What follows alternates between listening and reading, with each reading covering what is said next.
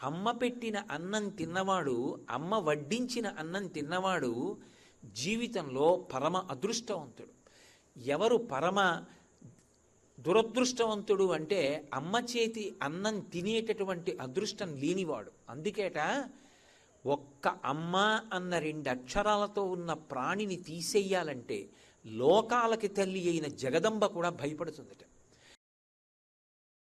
కేవలం 7 ధాతువులతో చర్మము, రక్తము, మాంసము, కొవ్వు, అస్థి, శుక్ల, మేధ అనబడేటటువంటి 7 పదార్థములతో చేయబడినటువంటి మాంసపిండాన్ని మాత్రమే తన కడుపులో తయారు చేయడం కాదు, జీవుడు అందులో ప్రవేశించడానికి, గత జన్మలలో చేసుకున్నటువంటి పాపాన్ని పోగొట్టుకోవడానికి, కొత్తగా పుణ్యకర్మ ఆచరించడానికి, లేదా విశేషమైనటువంటి పుణ్యకర్మని ఏ విధమైనటువంటి ప్రతిఫలాపేక్ష లేకుండా శాస్త్రాన్ని ప్రమాణంగా ఆచరించి, అలా ఆచరించినటువంటి కారణం చేత పొందినటువంటి చిత్తశుద్ధి వలన పాత్రతను పొంది, పాత్రత వలన జ్ఞానమును పొంది, జ్ఞానము వలన ఇక మళ్ళీ పుట్టవలసిన అవసరం లేని పునరావృత్తి రహిత శాశ్వత శివ సాయుధ్య స్థితిని ఒక జీవుడు శరీరం ఉంటే తప్ప పొందడం సాధ్యం కాని స్థితిలో అనుగ్రహించిన అది అమ్మ వల్లే.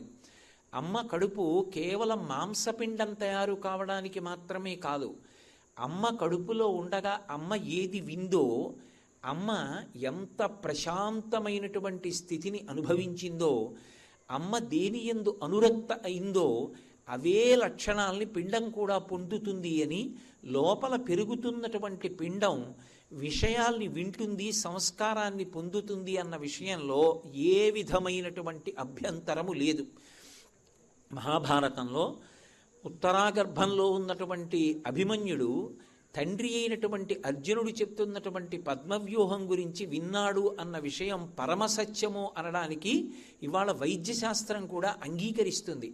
5వ నెల దాటిన తరువాత పిల్లలు ఏ విషయాన్ని తల్లి వింటోందో అదే విషయాన్ని లోపల ఉన్నటువంటి పిండం కూడా వింటుంది.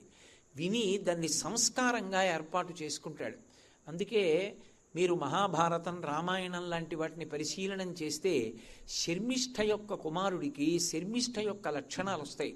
అందుకే పూరుడు అంత గొప్పవాడు కాగలిగాడు. శకుంతల యొక్క లక్షణాలు పొందినటువంటి భరతుడు అంత గొప్పవాడు కాగలిగాడు. అలాగే కురువంశానికి అంతటికీ కూడా వంశకర్త అయినటువంటి కురుప్రభువు, ఆయన కూడా తల్లి పోలిక వలన, తపతి పోలిక వలన అంత గొప్ప స్థితిని పొందగలిగాడు. అమ్మ కేవలం మాంసపిండాన్ని తయారు చేయడం కాదు, తాను గర్భం ధరించినప్పుడు ప్రయత్నపూర్వకంగా దేన్ని వింటుందో అటువంటి సంస్కృతిని, అటువంటి స్వచ్ఛమైనటువంటి హృదయాన్ని, మంచి లక్షణాల్ని లోపల ఉన్నటువంటి జీవుడు పొందుతాడు. అంటే అమ్మ కడుపులోకి ప్రవేశించినటువంటి జీవుడు గత జన్మలలో చేసుకున్నటువంటి వాసనల్ని తెచ్చుకున్నప్పటికీ కూడా అమ్మ 5వ నెల నుంచి 9వ నెల వరకు ఏవి విందో దాని వలన లోపల ఉన్నటువంటి శిశువు యొక్క వాసన బలాన్ని కూడా పోగొట్టి ఉత్తముడైనటువంటి వ్యక్తిగా తయారు చెయ్యగలిగినటువంటి ఆదర్శవంతమైన జీవి లోకంలో ఎవరు అంటే అమ్మ ఒక్కతే. అది తండ్రి ఇవ్వలేడు, అది తల్లి ఒక్కతే ఇవ్వగలదు. అంత గొప్ప స్థితిని ఒక్క స్త్రీ మాత్రమే పొంది ఉంటుంది. కానీ ఆమె ప్రతి క్షణం మృత్యువుకి దగ్గరవుతూ ఉంటుంది. నిజంగా వైద్యశాస్త్రానికి సంబంధించినటువంటి గ్రంథాలు పరిశీలనం చేస్తే అకస్మాత్తుగా ఆమె ఏ కారణం చేతనైనా రక్తపోటు పెరిగేటటువంటి సందర్భానికి లోనయిందనుకోండి, ఒక స్త్రీ గర్భం ధరించింది అంటే ఏదో ఆమె శరీరం విడిచిపెట్టేసిన తరువాత 16 శ్లోకాలు చెప్పి పిండ ప్రదానం చేయడం కొడుకు యొక్క కర్తవ్యం కాదు. నా వంశం కావాలి అని కోరుకున్నటువంటి మొట్టమొదటి వ్యక్తి మామగారు ఎవరుంటాడో ఆ మామగారిది ప్రథమ కర్తవ్యం. కోడలు ప్రశాంతంగా ఉండేటట్టు, ఆమె సంతోషంగా ఉండేటట్టు చూడగలగాలి. అది సమాజం యొక్క కనీస కర్తవ్యం. పిల్ల కడుపుతో ఉంది అన్న దగ్గర నుంచే అక్కర్లేని విషయాల జోలికెళ్ళి దెబ్బలాడుకోవడం తగ్గిపోవాలి. బాపుగారు బొమ్మ గీసి వెళ్ళిపోయారు అంటే కేవలం ఆయన బొమ్మ గీయడం ఆయన తాపత్రయం కాదు. వ్యాసుల వారు ఒక శ్లోకం ఇచ్చారు అంటే ఏదో ఒక శ్లోకం వ్రాయడం ఆయన ఉద్దేశ్యం కాదు. సీమంతోన్నయనము అని శాస్త్రం ప్రతిపాదనం చేస్తోంది. అసలు ఆడపిల్లకి ఆ ఉత్సవం చేసినప్పుడు సీమంతోన్నయనము అని అడవి పంది ముళ్ళు తీసుకొచ్చి భర్త పాపట తీసి ఆమె జుట్టు ఎత్తి ముడివేసి ఆ కేశములను ఒక కబరీబంధం కట్టి పువ్వుల చేత అలంకారం చేస్తాడు, దాని చేత గర్భరక్ష కల్పిస్తాడు అని. అది సీమంతోన్నయనం అంటే. అది ఇవాళ ఏమైపోయిందంటే, మీరు ఎన్ని కిలోల మధుర పదార్థాలు తేవాలి, మేము ఎన్ని కిలోల మధుర పదార్థాలు ఇవ్వాలి, అందులో కూడా మళ్ళీ ఏవి మీరు తేవాలి, ఏవి మేము తేవాలి. వాళ్ళు ఏదో చిన్న ముక్కలు తెచ్చారని, పెద్ద ముక్కలు తేలేదని. కడుపుతో ఉన్నటువంటి పిల్ల జీవన్మరణ సమస్యతో ఉంది. అన్నిటికన్నా దారుణాతి దారుణమైన విషయం, ఒక్క పురుషుడు 2-3 రోజులు నిద్ర లేచిన దగ్గర నుంచి రాత్రి వరకు కడుపులో తిప్పితే, ఏదైనా నోట్లో పెట్టుకుంటే వాంతి అయిపోయింది అనుకోండి, 3 రోజులకి ఎంత నీరసపడిపోతాడు. యథార్థానికి భగవంతుడికి రూపం ఏమిటి, భగవంతుడికి పేరు ఏమిటి, భగవంతుడికి లింగం ఏమిటి? స్త్రీ పురుష నపుంసక మూర్తియును కాక, తిర్యక్కమర నరాది మూర్తియును కాక, కర్మ గుణ భేద సదసత్ప్రకాశి కాక, వెనుక నన్నియుతానకు విభుతలంతు అంటారు పోతన గారు భాగవతంలో. ఆయనకి ఒక నామం లేదు, ఒక రూపం లేదు. ఆయనని ఏ పేరు పెట్టి మనం పిలిచినా, ఏ పేరు పెట్టి పిలవకపోయినా పలకడానికి ఆయన ఎప్పుడూ సిద్ధంగానే ఉంటాడు. ఆయనే సృష్టికర్త, స్థితికర్త, ప్రళయకర్త, మూడిటి యొక్క సమాహార స్వరూపమే పరబ్రహ్మము. అందుకే ఎక్కడికెళ్ళి పరబ్రహ్మంగా భగవంతుణ్ణి కీర్తించిన ఈ 3 లక్షణములు చెప్తారు. శ్రీశైలం వెళ్ళి మల్లికార్జునుడికి సుప్రభాతం పాడితే, ఏకస్త్వమేవ బహుధా భవభాసి లోకే నిశంకధీర్ వృషభకేతన మల్లినాథ, శ్రీభ్రామరి ప్రియ సుఖాశ్రయ లోకనాథ, శ్రీమల్లికార్జున విభో తవ సుప్రభాతం అంటారు. ఆ ఉన్న ఒక్కటే ఇన్ని రూపాలుగా కనపడుతోంది అంటాం. అందుకే 3 మూర్తులకును 3 కాలములకు 3 రూపములకు మూలమగుచు భేదమగుచు తుదిక భేదమయ్యొప్పారు బ్రహ్మమనగ నీవే పాలనయన అంటారు భాగవతంలో. సృష్టికర్తగా నిలబడినా అమ్మే, స్థితికర్తగా పాలిచ్చి కాపాడినా అమ్మే. అంత కటిక చీకట్లో అమ్మ కడుపులో నివాసం చేసి ఆ బిడ్డడు బయటికి వచ్చిన తరువాత ఒక్కసారి ఇంత వెలుతురు, ఇంతంత పెద్ద పెద్ద ఆకారాలు, ఆ సమయంలో అది పరదేవతానుగ్రహం అంటే, అది మాతృమూర్తి అని. అందుకే ప్రథమ నమస్కారం చేయించింది వేదం, మాతృదేవోభవ అని. మాసి మాసి కృతం కష్టం వేదనా ప్రసవేషుచ. అమ్మా, ఎంత బాధపడ్డావో, ఎంత కష్టపడ్డావో నా కోసం, ఎన్ని చెమట్లు పట్టాయో, ఎన్నిసార్లు తిన్నది కక్కేశావో, ఎన్నిసార్లు తినకూడనిది నా కోసం తిన్నావో, ఎన్ని ఔషధాలు సేవించావో, ఎంత బాధపడ్డావో. అమ్మా, ఇంత కష్టపడ్డావు, ఇంత కష్టపడి నన్ను కన్నావు. నేను బయటికి వచ్చాను, వచ్చిన తరువాత నేను నీకు కృతజ్ఞత చెప్పాలా, నువ్వు నాకు కృతజ్ఞత చెప్పాలా? నేను నీకు కృతజ్ఞత చెప్పలేదు, నాకు చెప్పగలిగినంత సంస్కారం కూడా ఏమీ లేదు. నేను క్యారుమని ఏడ్చానంతే. కానీ నువ్వు నన్ను దగ్గరికి తీసుకుని ఒళ్ళంతా ముద్దు పెట్టుకుని నువ్వు పడినటువంటి బడలికనంతటినీ మర్చిపోయావు. అంత ప్రేమతో నన్ను అక్కున చేర్చుకున్నావు. నేనే నీ సర్వస్వం అన్నట్లుగా బ్రతికావు. అంతకుముందు నేనెవరో నీకు తెలియదు, కానీ నన్ను నువ్వు చూసిన దగ్గర నుంచి నేను వినాయిక నీకు ప్రపంచం లేదు. అమ్మా, అంత ఔదార్యంతో బ్రతికావే, అటువంటి నీకు నేనేమివ్వగలను? తండ్రి రుణం తీరడానికి సౌత్రామణి అని యాగం చెయ్యొచ్చు. అమ్మ రుణం తీరడానికి లోకంలో అసలు ఏ విధమైనటువంటి యజ్ఞయాగాది క్రతువులు లేవు. అది అలాగే ఉండిపోతుంది అంతే. అమ్మ శరీరం కన్నా కొడుకు భిన్నం కాడు, తండ్రి కన్నా భిన్నం. అమ్మ కడుపులో పెరిగాడు, అమ్మ శరీరంలో అంతర్భాగం. అక్కడ ఒక పిడచ పెట్టి వెళ్ళిపోతే ఆ పిడచకి సంతోషపడిపోయి పుచ్చేసుకుంటుందిట అమ్మ. అమ్మ, నేను నీకేమి ఇవ్వగలను? మాతృపిండం దదామ్యహం. అమ్మ, నీకొక్క పిడచ పెడుతున్నాను, ఇంతకన్నా నీ చేసింది లేదు, నన్ను మన్నించు, నన్ను ఆశీర్వదించు. వ్యాసుడంతటి వాడు అమ్మ అన్న మాట దగ్గరికి వచ్చేటప్పటికి అంత కట్టుపడిపోయాడు. జన్మలేని పరమాత్మ అజాయమానో బహుధా విజాయితే అంటుంది శృతి.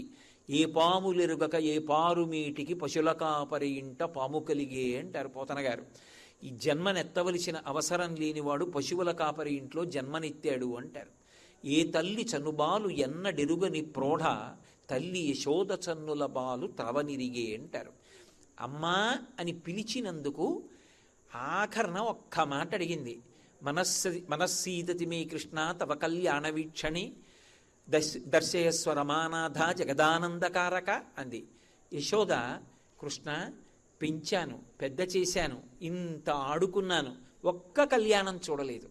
నీ కళ్యాణం ఒక్కటి చూసే అవకాశం ఇవ్వయా అంది. అమ్మా అని పిలిచినందుకు భగవంతుడంతటి వాడు ఎంత కట్టుబడిపోయాడంటే, అమ్మా తప్పకుండా నీ కోరిక తీరుస్తాను.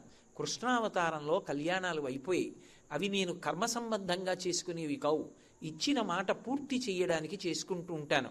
కాబట్టి శ్రీశైలే పూరయిష్యామి కించిత్ కాలాదనంతరం, శ్రీశైలంలో వచ్చే యుగంలో నీ కోరిక పూర్తి చేస్తానన్నాడు. శ్రీశైలము అంటే తిరుమల, శ్రీ తిరు, మలై అంటే పర్వతము, అందుకని శ్రీశైలము. శ్రీశైలంలో పూర్తి చేస్తానని వకుళమాతని తన తల్లిగా, అంటే ఆ అవతారంలో ఉన్నటువంటి యశోదని ఈ అవతారంలో తల్లి స్థానంలో కూర్చోపెట్టి పెళ్లికి పెద్దరికం ఇచ్చి పద్మావతి కళ్యాణం చేసుకున్నాడు. ఇప్పటికీ వంటశాలలోకి చూస్తూ ఉంటుంది. అమ్మ పెట్టిన అన్నం తిన్నవాడు, అమ్మ వడ్డించిన అన్నం తిన్నవాడు జీవితంలో పరమ అదృష్టవంతుడు. ఎవరు పరమ దురదృష్టవంతుడు అంటే అమ్మ చేతి అన్నం తినేటటువంటి అదృష్టం లేనివాడు. అందుకేట ఒక్క అమ్మ అన్న 2 అక్షరాలతో ఉన్న ప్రాణిని తీసేయాలంటే లోకాలకి తల్లి అయిన జగదంబ కూడా భయపడుతుందట. వాడికి 80 ఏళ్ళు రానివ్వండి, అమ్మ అన్న వ్యక్తిని తీసేస్తే వాడు పడే క్షోభ ఆవిడికి తెలుసు. అమ్మని తీసేసినప్పుడు వాడు నా వంక తిరిగి అమ్మని ఎందుకు తీశావు అని అడిగితే ఏం చెప్పను అని 3 అమ్మలనిచ్చి ఒక అమ్మని పుచ్చుకుంటుందిట. కొడుకు ఉండగా తల్లి వెళ్ళిపోవాలది న్యాయం. కాబట్టి 3 అమ్మల్ని చూపించి వెళుతుంది. ఒకటి గోమాత, ఇదిగోరా నీకు అమ్మ స్థానంలో అమ్మనిస్తున్నాను, నేను లేనని ఆవిడ లేదని బెంగపెట్టుకోకు, అమ్మకి బదులు ఆవిడికి ప్రదక్షిణం చెయ్యి, అమ్మ పెట్టిన అన్నంతో సమానం ఆవు పాలు తాగు, అమ్మకి నువ్వు దగ్గర కూర్చుని అమ్మ ఇది తిను అని ఓ బొబ్బట్టు తుంచి ఓ ముక్క అమ్మ నోట్లో పెట్టలేదని బెంగపెట్టుకోకు, ఒక్క అరటిపండు ఒలిచి ఆవు నోట్లో పెట్టు, ఇంత గ్రాసం ఆవు నోటికి అందించు చాలు, నువ్వు అమ్మని సేవించినట్టే. 2, ఆవు ఎక్కడో ఉంటుందమ్మా, నాకు అన్ని వేళలా కనపడదు కదా అంటావేమో, భూమాతగా ఇచ్చింది. భూమాత ఎక్కడ నిలబడితే అమ్మలేదు. 3, లోకమాత, పరదేవతగా అన్ని చోట్ల ఉండి ప్రకృతి స్వరూపిణి అయి ఆ తల్లి అన్ని చోట్ల ఉండి 3 అమ్మల్ని చూపించి తప్ప అసలు ఒక అమ్మని తీయలేదు ఆవిడ. భగవంతుడు కూడా ఎక్కడ భయపడ్డాడంటే అమ్మ అన్న మాటని దూరం చేయడానికి అంత భయపడ్డాడు. అందుకే ఒకవేళ ఏదో ప్రారబ్ధవశాత్ పుట్టగానే తల్లి వెళ్ళిపోతే బిడ్డడికి పాలిచ్చేవాళ్ళు ఉండరేమోనని గోమాత రూపంలో పరదేవతయే తిరిగి పాలిస్తూ ఉంటుంది. నేను ఒక యథార్థమైన సంఘటన చూశాను. నేను ఒకప్పుడు ఒంట్లో బాగుండక జ్వరం వచ్చి డాక్టర్ గారి దగ్గరికి వెళ్ళాను. ఎవరో ముఖ్యులైన వారిని చూస్తున్నారండి, ఆయన రాగానే మిమ్మల్ని పంపించేస్తాం, ఏమనుకోకుండా ఒక్కసారి కూర్చోండి అన్నారు. సరే కూర్చున్నా. పాపం నాకన్నా ముందు 30 మంది కూర్చుని ఉన్నారు. అందులో ఒక ఆవిడ కూర్చుని ఎలా ఇప్పుడు నేను శాలువా కప్పుకున్నట్టే ఆవిడ ఊహు అని వణుకుతూ శాలువా కప్పు కూర్చుని ఉన్నారు. పక్కన ఇంకొక ఆవిడ కూర్చుంది. లోపల నుంచి ఎవరో ఒక ఆయన చాలా డాబుగా ఉన్నాడు, బయటికి వచ్చాడు. ఆయన్ని దిగబెట్టడానికి డాక్టర్ గారు కూడా బయటకు వచ్చారు. అక్కడ వరకు వెళ్ళారు, ఆయన్ని దిగబెట్టేశారు. ఆయన కారు ఎక్కేశాడు, వెళ్ళిపోయాడు. డాక్టర్ గారు రూమ్లోకి వెళ్ళిపోయారు. ఏదో నా మీద ఉన్న అభిమానం కొద్దీ నన్ను పిలిచారు. నేను లోపలికి వెళ్ళబోతున్నాను. ఈ పక్కనున్న ఆవిడ శాలువా కప్పుకున్న ఆవిడితో అంటోంది, ఏమమ్మా అన్ని నోములు పట్టావు, అన్ని వ్రతాలు చేశావు, లేక లేక లేక లేక పుట్టాడని సమస్తం ధార పోసి పెంచి పెద్ద చేశావు, ఇవాళ అంత గొప్పవాడయ్యాడు, ఎందుకమ్మా? పట్టెడన్న నీకు పెట్టడు, ఎక్కడో ఉంటాడు, గొప్ప ఐశ్వర్యవంతుడు, తగలబెట్టనా సంస్కారం, ఉంటే ఎంత ఊడిపోతే ఎంత, ఇలాంటి కొడుకంది. ఆ శాలువా కప్పుకున్న ఆవిడంది, అంత మాట అనకమ్మా, నా ఆయుర్దాయం కూడా పోసుకొని వాడు బ్రతకాలి, ఇప్పుడు జ్వరం వచ్చి నేను వెళ్ళిపోతే మాత్రం ఏముందమ్మా, భూమికి బరువు తప్ప వాడు ఉండాలమ్మా, అలా అనకమ్మా అంది. ఆ లోపలికి వెళ్ళి తనని చూసి కూడా వెళ్ళిపోయిన వాడు కొడుకు. వాడికి ఏ క్రోధమో, తల్లిని అయ్యో అమ్మా ఏమిలా ఉన్నావు అని అడగలేదు, వెళ్ళిపోయాడు. పక్క ఆవిడ నింద చేసింది, అమ్మ అంది అలా అనకమ్మా అంది. అమ్మ అమ్మే, అమ్మలా ఆశీర్వదించే వ్యక్తి, అమ్మలా పరివేదన చెందే వ్యక్తి లోకంలో కనపడరు.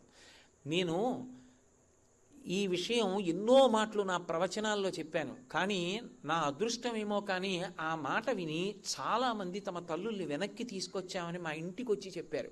నేను గొప్పకి చెప్పట్లేదు ఈ మాట. అమ్మ అంటే అమ్మే. అమ్మ పరివేదనకి మారుపేరు. ఎంత బాధో ఆ బిడ్డల కోసం పరితపించిపోతుంది.